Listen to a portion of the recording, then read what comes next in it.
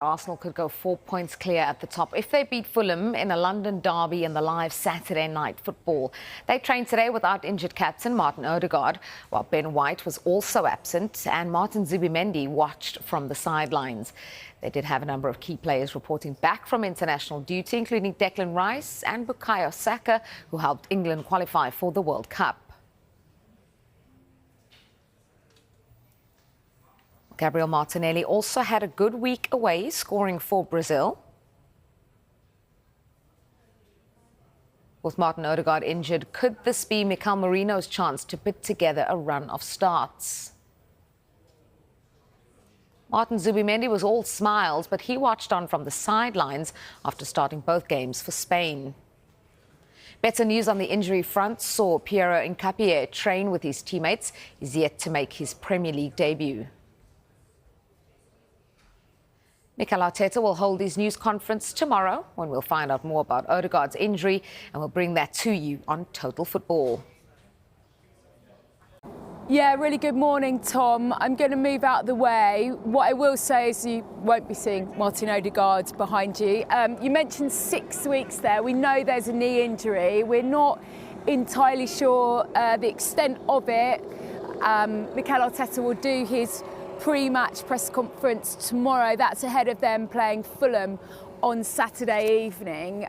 Really frustrating and unfortunate season for him so far, isn't it? Of course, he became that first player to be subbed in 3 consecutive games in the first half when he came off against West Ham with the knee injury. So he's not out there. Noni Madueke is another who's struggling with a bit of a knee injury. I'm sure Arteta will update his fitness tomorrow after arriving at Arsenal, and he really hit the ground running. He's been a bit of a superstar, hadn't he, in those first few games. No Kai Havertz, another of those knee injury victims. No, he's not out there yet either. But there is some good news in terms of Piero Hincapié. He's been struggling with a groin injury, but he was one of the first ones out to training with Christian Norgard. No Ben White, we're not exactly sure as to why, but everybody else who you'd expect to be out there is out there, and a lot of them arrive in really good spirits after a pretty successful few days away with their international teams. The likes of Saka and Eze, Rice, Lewis Skelly, all out there, obviously secured England's qualification to the World Cup. The Brazilian pair of Gabriel and Martinelli both scored for Brazil. They are at their 23rd consecutive World Cup finals. And Mikel Merino, he goes away with Spain and ends up scoring a ton of goals, doesn't he? Another 2 for him. They're on the verge as well after beating Bulgaria. Zubimendi playing the large part of that game too. Saliba, Timber, Trossard, I mentioned before, Norgard, all having been away with their nations, all out there. Most of them got back to the club at some point yesterday, and they are now, getting ready to play Fulham on the weekend.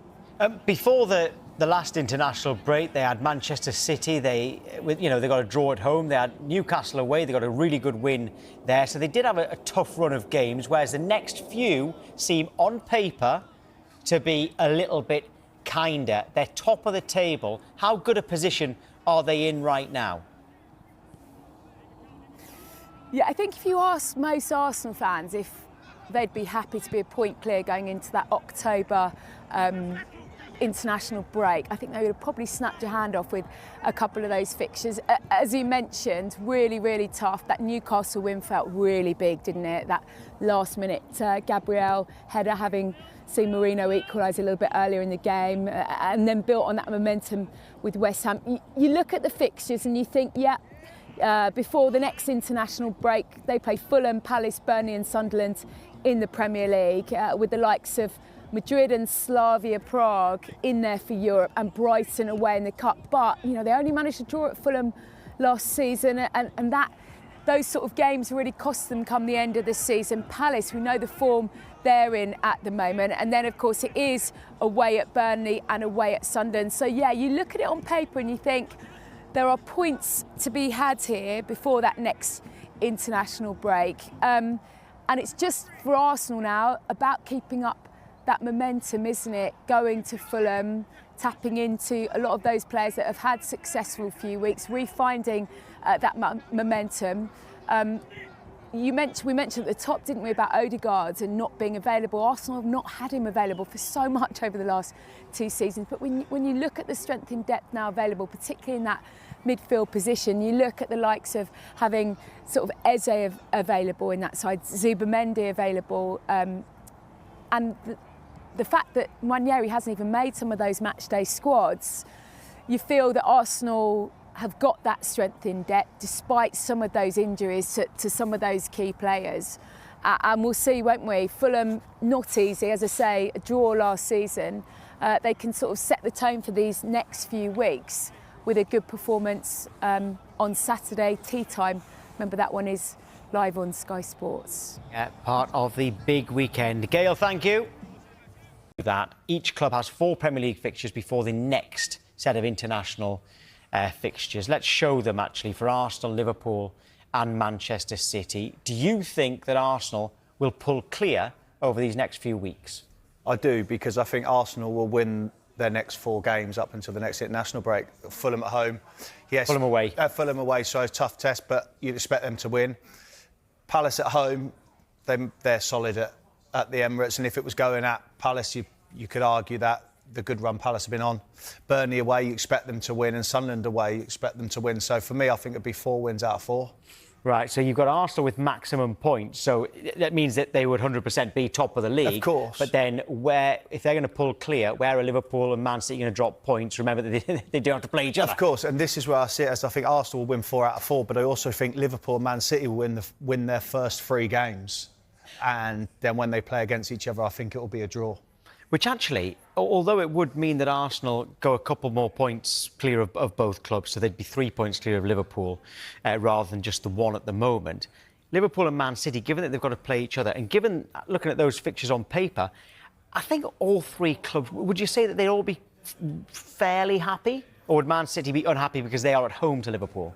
You'd have to say Man City would be unhappy because they're at home to Liverpool, but I think you'd, on the flip side of that, Liverpool would be looking at it and be going, well, we expect to win all 4 of them games. Man City will be expecting to win all 4 of them games. And we're only having this discussion because Man City and Liverpool are playing against each other. But I do think, come the next international break, Arsenal will extend their lead. Yes, there won't be a big gap or anything like that, but they will extend their lead and be title favourites, really. Well, let's talk about the Opta supercomputer, all right? It crunches all the numbers, it runs thousands of permutations, etc., and simulations to determine the most likely outcome. And they have got Arsenal at favourite at 44%, Liverpool 31%, and Manchester City at 14%. So they've got Arsenal as favourites. Who do you think are the biggest threat to Arsenal this season, Liverpool or Manchester City? I understand why they have Arsenal as favourites. I just think the percentages probably could come down a bit more because you can never rule out Manchester City.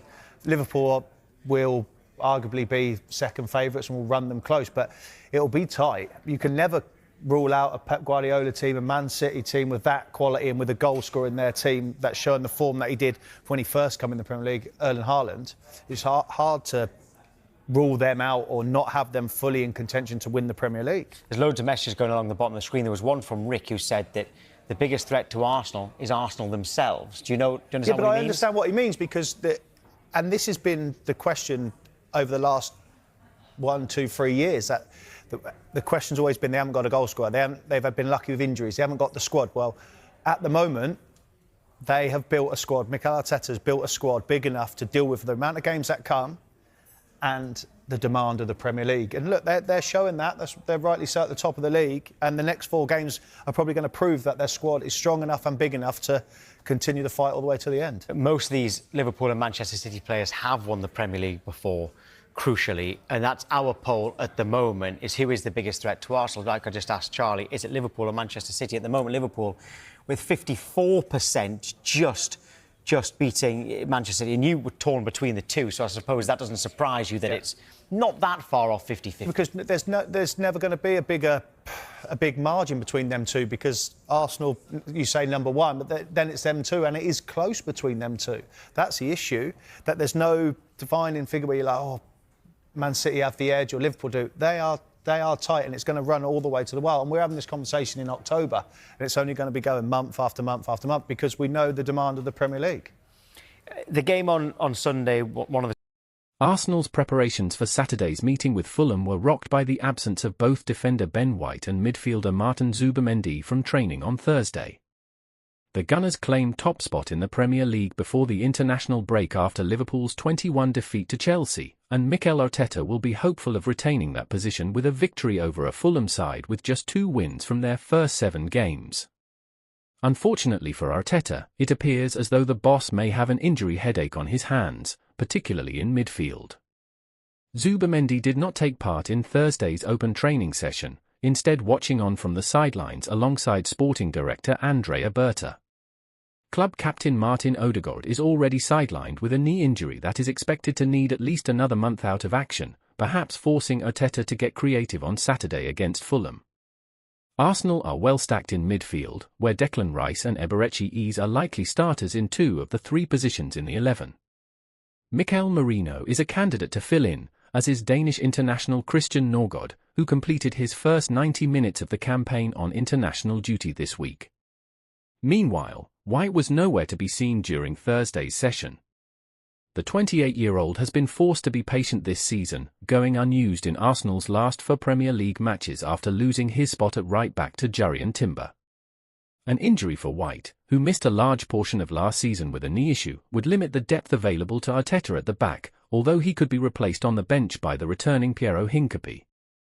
Hincapié, a summer signing from Bayer Leverkusen, has missed the last 5 matches with a groin problem and was back in training this week, expected to feature in Saturday's matchday squad. Forwards Noni Madueke and Kai Havertz remain out of action, but there is hope that both players could return before next month's international break.